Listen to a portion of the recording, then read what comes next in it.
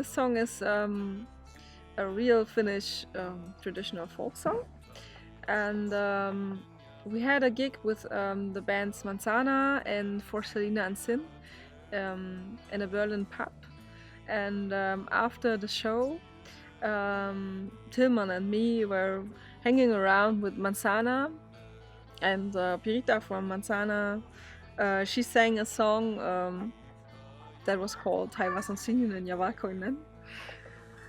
And she really sang it really emotional, and we thought about it. I was asking her, what is this song about? And please write it up, write the name of the song. And she wrote it. And then I went to a library, and I found the song on a CD. And I thought that we should do this. And I came up with the song. And then everyone was saying, yes, this is a nice song and so on. And our singer really liked it at first. And then Chris, our guitar player, came up with some ideas about the song. For example, he changed the whole song into 4, 5, 6 different sections of metal or folk. And it starts really slow. And then it goes into very different directions, like humpa and metal, and then there's a Quentin Tarantino film style part, and at the end everyone is singing in choirs, and it is a song that is really our audience likes the song a lot, so everyone is singing or jumping or doing everything at the same time in the song. But it's a really serious lyric, so they are about the Finnish grief and sorrow, and yes, it's really emotional. What I really like about Taivas is that we managed to take a traditional folk song that many Finnish people are going to know, but we turned it into something that's completely ours. First of all, because we perform it in a way that Finnish people probably wouldn't expect. Because traditionally it is a very slow, very mellow song, and we started mellow, but then we make it much quicker. And also we implemented that song we added our own melodies to it. People who know all of our albums may notice that there is a melody in that song that they may know from our second album, Matkala.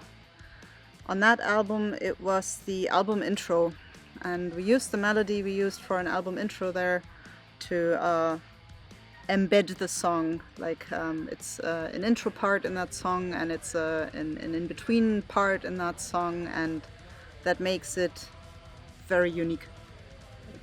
Yeah, Taivas, I didn't actually know the background of the song, so I liked the melody and I tried to do something else with it. Yeah, okay, that's a kind of ballad, and let's experiment here a little bit and try what the song could be. And I tried different styles. I put in a doomy style, I put in a black metal style, some power chords, some humpa metal, and the bandmates didn't accept everything, but as usual. But I really like the song because it really shows what KultaSiipi is. Emotional wise, you have heart, you have power, you can dance, and it's entertaining. Okay, this is one of my favorite songs. We have a part there where the flute and the drums resonate in a cool way. It's a jumpy, funky drummer part, and we prolonged that even after we decided in some way that it's cool. And yeah, it's one of the more interesting songs. Where we also incorporated some Native American Indiana drums, something like that. That's at least how I imagine those Native American drums. I've never heard them. And we have some chanting by the crowd when we play this live. That's a lot of fun. Yeah, this song is basically a lot of fun. Enough said.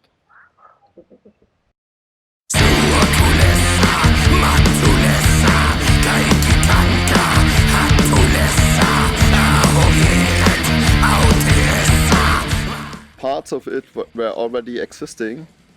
I made my thoughts and I went to Daisy.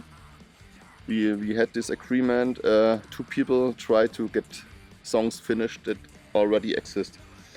And Daisy was really in a creative mood. She basically made everything by herself, and I said, well, yeah, sounds good.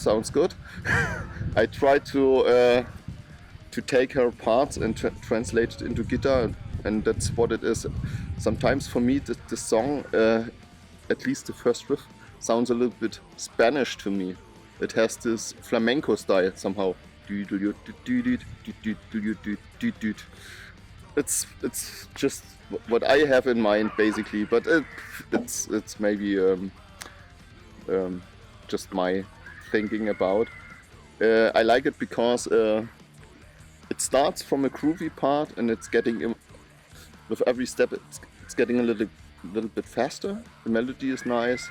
In the end, I do even a guitar solo, what's not really often in this band, but that's why I like the song. The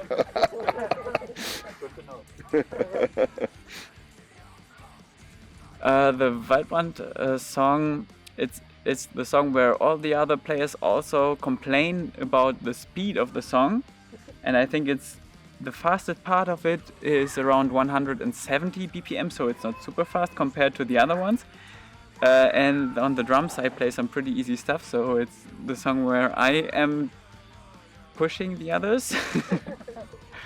And what I remember from this is that there's one part that resembles some music from a Pippi Longstocking's audiobook I heard when I was young, so that's what I remember about this song. And it accelerates in the end, which was a pain in the ass when we tried to record it because we didn't do it the right way, and then we had to redo it in the end. Yes, that's all. This song is against forest fires. It is also from this book. It's a song, against forest fires. So if you have wood burning somewhere, you can easily take our lyrics and sing it, and then it will start extinguishing the fire. So they should take our songs to the Amazonas and Siberia and Alaska and Mecklenburg-Vorpommern, and there's no problem with forest fires anymore. So yeah, and it starts like the song itself starts very slow, like a wood starts to burn a little bit, the grass is burning somewhere, and then it's starting like it's going faster and faster, and at the end it's really ravaging everything. So Same thing, actually. the lyrics is about soothing a forest fire.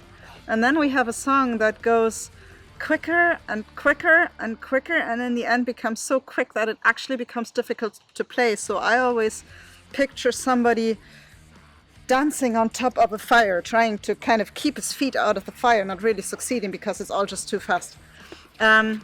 Another thing that I really like about this song in particular is that it's one example of us getting our act together and kind of managing to finish something off that we've been carrying around for us for a long time. Because in this song we used a traditional melody that's from Finland or Russia, we don't really know, I think.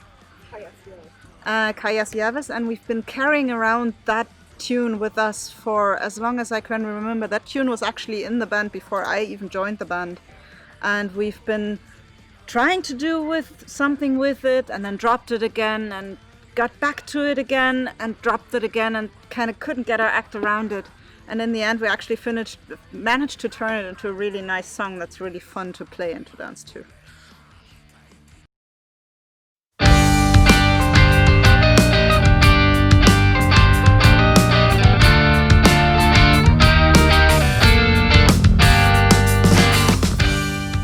Yeah, that's also a nice example of our guitar player Chris convincing us of something that he wrote, where at the beginning we were all like, nah, that may be a little too slow, a little too mellow, there's not really drive in there, we don't know if it fits our musical style. And then we made it just a tiny little bit more lively, and at some point our singer said, you know what? I really like that song. So that's something that grew with the band, and now is actually one of the favorites on the album. It's just too slow. Yeah, that's mostly what I have to say about it. It's too slow. We have one part where I play 3/4 in the kick, which is generally a cool thing, but the guitars play something that's a little different. Maybe we have to correct something about that in the next years, but generally it's just too slow. And I always forget how it starts. So that's embarrassing when I'm on stage and I have to ask the guitarist to play the first 3 tunes, the first 3 tones. Yeah. Yeah, well, that's basically a song I wrote for the band in my early days, and I knew it could be in some parts a little bit difficult, because when I found out how they compose and how they work, they have problems with songs that are basically finished. So, kind of. So I really said, okay, yeah, we can play it a little bit faster. Of course, you can have double bass there, but basically, in principle, the song is as I wrote it. Basically, yeah, guitars of course changed a bit, and some changes were there, and it has some dissonances. It's in some parts it's even a little bit proggy, a little bit prog metal at least in the acoustic parts. It's what I liked sometimes, to have just a tone and change it in the second step a little bit to a different sound. That's what I do very often in my things, and then it changes the feeling a little bit. You know, you are in a sad mood, a little bit close, and then you change it to a sept chord, and then it's a bit weird, and that fits also to the song somehow. Yeah, you have this surprising thing, this surprising touch, and then it comes to something else. And just one point, I basically composed this song here on this place, and I had this guitar here, and I played a little bit around like this, like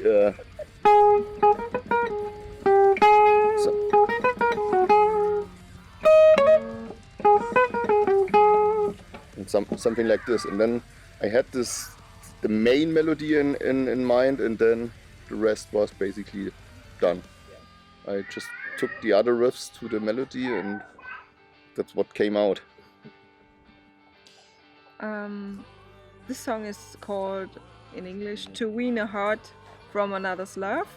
So it is about someone evil, an evil magician, who wants to separate a couple, and And this is a charm for making their love fall apart.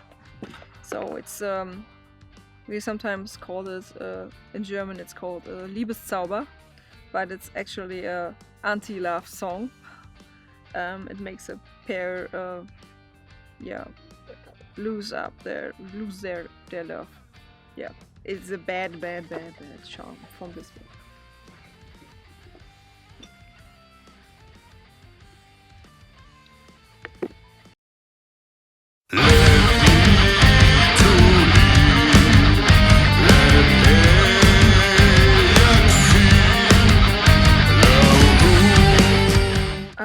The lyrics from this song are taken from this book. It's a reprint from Helsinki. I ordered it online. And it is about to lay the wind. So if you have a thunderstorm coming up, you can take the lyrics and our song, and then it will be quiet and you will not have any wind left. So Tul and Sanat, we have a couple of songs on this new album where you would expect where you have a spell that's performed to an intention, and then the music makes it so that the intention kind of goes wrong. Tul and Sanat is a nice example for that, because in Tul and Sanat it is about soothing the wind, but the song starts mellow and then kind of takes off too, and at the end there's a fairly long flute solo that's pretty quick and pretty difficult to play for me, actually. So you could say we have a magician here trying to soothe the wind, but obviously he's not very successful, because at the end there's still a storm. The Tul and Sanat is one of the rhythmically more interesting songs. I start with some kind of heartbeat bass drum stuff, and we continue with some 6/8 on double bass parts, I think, and it's not super fast, but it also makes a lot of fun. Yeah, that's mostly what I'm doing here. Having fun playing drums. I still like the song because I found a nice melody going on, but what forces, let's say, the song a little bit. It has a kind of Randy Rhoads style sometimes, or Yngwie Malmsteen even, of course in a small way, but it has this little, from a guitarist, a little, let's say, what's a challenge. It's kind of, until I had it, I really need to practice a lot. Once I have it, it's okay. So that's my point with the wind song, and in the end, it's the funny thing. We tried different things, and in the end, it comes to a, let's say, like a really Karelian finish, I would say, because the guitars have this little folky, fast shredding things. If you hear really much, and that's maybe after the flute solo one of the best parts in the end. So that's why it's like, let's say it's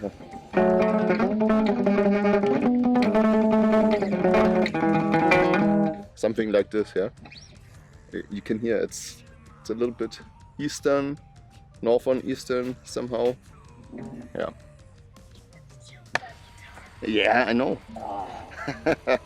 It's not tuned, of course.